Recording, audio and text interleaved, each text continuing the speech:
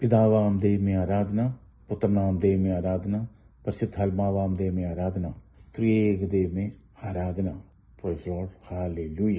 എഫെസസ്യർക്കാർക്ക് എഴുതിയ ലേഖനം 1 അധ്യായത്തിൽ 20 വചനം പറഞ്ഞിങ്ങനെയാണ്: ക്രിസ്തുവിനെ മരിച്ചവരിൽ നിന്ന് ഉയർപ്പിക്കുകയും സ്വർഗത്തിൽ അവിടുത്തെ വലതുഭാഗത്ത് ഇരുത്തുകയും ചെയ്തപ്പോൾ അവനിൽ പ്രവർത്തിച്ചത് ഈ ശക്തിയാണ്. അപ്പോൾ പരിശുദ്ധാത്മാവ് ആണ് യേശു ഉയർത്തെഴുന്നേക്കുന്നത്. പിതാവായ ദൈവത്തിൻ്റെ ശക്തി, അനന്തശക്തി വഴി യേശുവിനെ ഉയർപ്പിച്ചു. ഓക്കെ, എന്നിട്ട് പറഞ്ഞു നോക്കി, അങ്ങനെ ഈ യുഗത്തിലും വരാനിരിക്കുന്ന യുഗത്തിലും എല്ലാ ആധിപത്യങ്ങൾക്കും അധികാരങ്ങൾക്കും ശക്തികൾക്കും പ്രഭുത്വങ്ങൾക്കും അറിയപ്പെടുന്ന എല്ലാ നാമങ്ങൾക്കും ഉപരി അവനെ ഉപവിഷ്ടനാക്കി. ഹല്ലേലൂയ. അപ്പം എല്ലാത്തിൻ്റെ മേൽ ഉയർത്തെഴുന്നേറ്റ കർത്താവ് എല്ലാത്തിൻ്റെ മേൽ അധികാരം വെച്ചിരിക്കുകയാണ്. ആമേൻ. അവിടുന്ന് എല്ലാ വസ്തുക്കളെയും അവൻ്റെ പാദത്തിന് കീഴിലാക്കുകയും എല്ലാറ്റിനെയും മുകളിൽ അവനെ സഭയ്ക്ക് തലവനായി നിയമിക്കുകയും ചെയ്തു. സഭ അവൻ്റെ ശരീരമാണ്. അപ്പം നോക്കിയേ, സൃഷ്ടിച്ച എല്ലാത്തിൻ്റെ മേൽ അധികാരം ഈ യേശുവിനാണ്. പ്രപഞ്ചത്തിൻ്റെ മേലും മനുഷ്യൻ്റെ മേലും സഭയുടെ മേലും എല്ലാത്തിൻ്റെ മേലും യേശുവാണ് ശിരസ്. അപ്പം ശിരസിനോട് ഗാഠബന്ധം പുലർത്തണം. അതാണ് യേശു ഈ ഭൂമിയിലായിരുന്നപ്പോഴത്തേക്കും പിതാവുമായിട്ട് ഗാഠബന്ധമായിരുന്നു. അവനുമായിട്ട് അപ്പം നമ്മൾ ശിഷ്യന്മാരാണെങ്കിൽ ഈ ബന്ധത്തിലേക്ക് വരണം. ഇല്ലെങ്കിൽ നമ്മൾ ചെയ്യുന്നതൊക്കെ ദൈവികമാണെന്നാണ് നമ്മുടെ വിചാരം. പക്ഷേ പിന്നീട് അത് മനസ്സിലാവും. തകർച്ച വരുമ്പോൾ പുരോഗമനമില്ല. അതിൽ നിന്ന് മനസ്സിലാക്കാൻ പറ്റും അത് ദൈവഹിതമനുസരിച്ചാണോ അതോ നമ്മുടെ ഇഷ്ടമാണോ അറിയില്ല. അപ്പം അത് ദൈവമായിട്ട് നമ്മൾ വ്യക്തമാക്കണം. ഹല്ലേലൂയ. എല്ലാ വസ്തുക്കളിലും സകലവും പൂർത്തിയാക്കുന്ന അവൻ്റെ പൂർണ്ണതയുമാണ്. ആമേൻ. ഹല്ലേലൂയ. അപ്പോൾ യേശു ക്രിസ്തുവാണ് എല്ലാത്തിൻ്റെ മേൽ അധികാരം. ഈ അധികാരത്തിൻ്റെ രാജകീയ ഭരണമാണ് ഇതെല്ലാം. ഈ അധികാരത്തിൻ്റെ കീഴിൽ നമ്മൾ വിശ്വസ്തയോടെ നിൽക്കുക, അതായത് എളിമയോടെ നിൽക്കുകയാണെങ്കിൽ, അവൻ പറയുന്നത് കേട്ട് ചെയ്യുവാണെങ്കിൽ നിനക്ക് ഒരു അധോഗതി ഉണ്ടാകില്ലെന്ന് പറഞ്ഞ യേശു. ആമേൻ. ഹല്ലേലൂയ. ഇനി എഫെസസ്യർക്കാർക്ക് എഴുതിയ ലേഖനം 4 അധ്യായത്തിലേക്ക് വരുമ്പം വീണ്ടും എന്താ പറയുന്നത് നോക്കിയേ, 15 വചനമാണ്: പ്രത്യുത സ്നേഹത്തിൽ സത്യം പറഞ്ഞുകൊണ്ട് ശിരസായ ക്രിസ്തുവിലേക്ക് എല്ലാ വിധത്തിലും നാം വളരേണ്ടിയിരിക്കുന്നു. കണ്ടോ?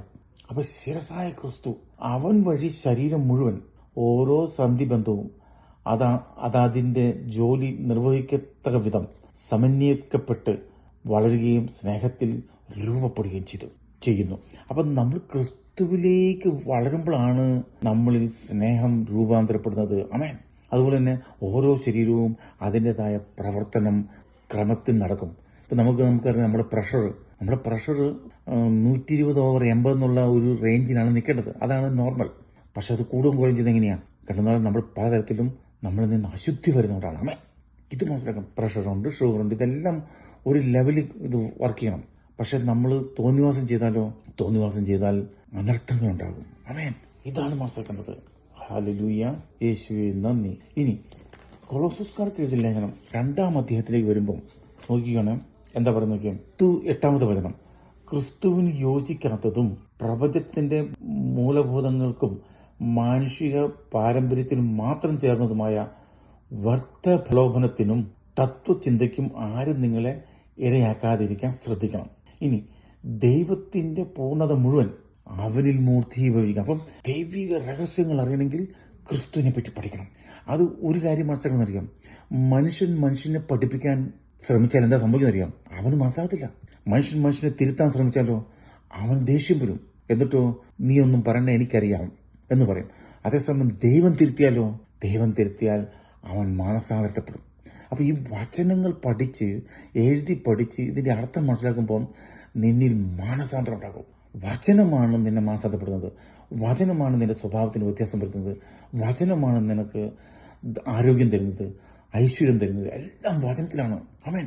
അപ്പം ദൈവത്തിന്റെ പൂർണ്ണത മുഴുവൻ അവനിൽ മൂർത്തീഭവിച്ചിരിക്കുന്നു. ഇനി 10 വചനം നോക്കിയാൽ: എല്ലാ ആധിപത്യങ്ങളുടെയും അധികാരങ്ങളുടെയും ശിരസായ അവനിലാണ് നിങ്ങളും പൂർണ്ണത പ്രാപിച്ചിരിക്കുന്നത്. കണ്ടോ? ഹല്ലേലൂയ. അപ്പം ഈ ശിരസ്സുമായിട്ടുള്ള ഗാഠബന്ധത്തിലേക്ക് വരണം. ആമേൻ. ഹല്ലേലൂയ. ഇനി അതേ അധ്യായത്തിൽ തന്നെ 2-ാമത്തെ അധ്യായത്തിൽ നോക്കി 15-ാമത്തെ വചനം പറഞ്ഞു കേട്ടോ, ആധിപത്യങ്ങളെയും അധികാരങ്ങളെയും അവൻ നിരായുധമാക്കി. അതായത് പിശാചിന്റെ എല്ലാ ആയുധങ്ങളെയും അവൻ നിരായുധമാക്കി. എന്നിട്ടോ അവൻ കുരിശിൽ അവയുടെ മേൽ വിജയം ആഘോഷിച്ചുകൊണ്ട് അവയെ പരസ്യമായി അവഹേളന പാത്രങ്ങളാക്കി. ആമേൻ. ഹല്ലേലൂയ. 14-ാമത്തെ വചനം പറയുന്നത്, നമുക്ക് ദോഷകരമായി നിന്ന ലിഖിത നിയമങ്ങളെ അവൻ മായ്ച്ചു കളയുകയും അവയെ കുരിശിൽ തറച്ച് നിഷ്കാസനം ചെയ്യുകയും ചെയ്തു. ആമേൻ. ഹല്ലേലൂയ. ഇതാണ് യേശു നമുക്ക് വേണ്ടി ചെയ്ത കാര്യങ്ങളെ പറ്റി പഠിക്കണം. അവൻ ഇന്നും ശിരസാണ്. അവനെ കൂടാതെ നിനക്കൊന്നും ചെയ്യാൻ പറ്റില്ല. അപ്പം നീ അവനുമായിട്ടാണ് സംസാരിക്കേണ്ടത്. എന്നിട്ട് അവൻ പറയുന്ന ശുശ്രൂഷ, അവൻ്റെ ശുശ്രൂഷ അവൻ പറഞ്ഞ പോലെ ചെയ്യണം. അത് അവനുമായിട്ട് സംസാരിക്കണം.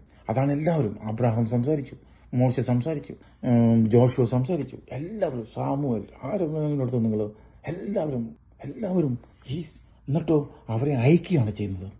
അതുപോലെ അയച്ച പിന്നെ നിന്നെ ആർക്കും പിടിച്ചെത്താൻ പറ്റില്ല. അമ്മേ. അതേ അധ്യായത്തിൽ കൊളോസോസ് 2-ാം അധ്യായത്തിൽ 19-ാമത്തെ വചനം നോക്കിയും, അവർ ശിരസിനോട് ഗാഠബന്ധം പുലർത്തുന്നില്ല. ആമേൻ. ഹല്ലേലൂയ.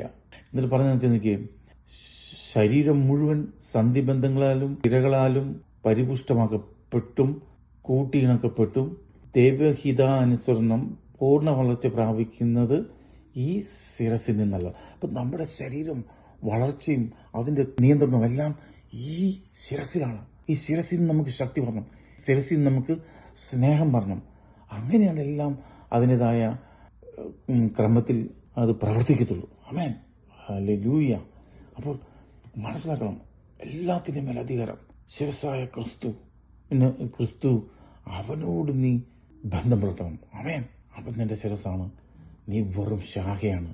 നിനക്ക് സ്വമേധ ഫലം പുറപ്പം പറ്റിയില്ല. അപ്പം ഈ യേശു വചനമാണ് നിന്റെ ഉള്ളിൽ വരുമ്പോഴാണ് നീ എന്ത് ചെയ്യുന്നത്? നീ ഫലം പുറപ്പിക്കുന്നു. നിനക്ക് സ്വമേധ പുറപ്പിക്കാൻ പറ്റിയില്ല.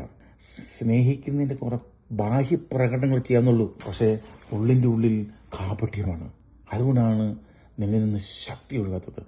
അപ്പോൾ നമ്മൾ തന്നെ പരിശോധിക്കുക. ഞാൻ എന്ത് ചെയ്തു ഇത്ര നാളും? എനിക്ക് എന്ത് ചെയ്യാൻ പറ്റി? ക്രിസ്തുവിന് സാക്ഷിയാകാൻ പറ്റിയിട്ടുണ്ടോ? ക്രിസ്തുവിനെയാണ് ഞാൻ സാക്ഷ്യം വഹിക്കുന്നത്? ക്രിസ്തുവാണ് എന്നിൽ പ്രവർത്തിക്കുന്നത്? അത് ഞാൻ എൻ്റെ ചിന്തകളാണ്? യേശു പറഞ്ഞ നിങ്ങളെക്കുറിച്ച് എനിക്കൊരു പദ്ധതിയുണ്ട്. ചെർമിയ 29:11 പറഞ്ഞത്. പക്ഷെ ആ പദ്ധതി ദൈവത്തിന് അറിയത്തുള്ളൂ. അത് നീ ആദ്യം മനസ്സിലാക്കണം. അപ്പം നമ്മൾ വചനം അനുസരിച്ച് നീ വിധേയപ്പെടുമ്പോൾ, നീ ദാസനായിട്ട് നിൽക്കുമ്പോഴാണ് നിന്നെ കർത്താവ് ഉയർത്തുന്നത്.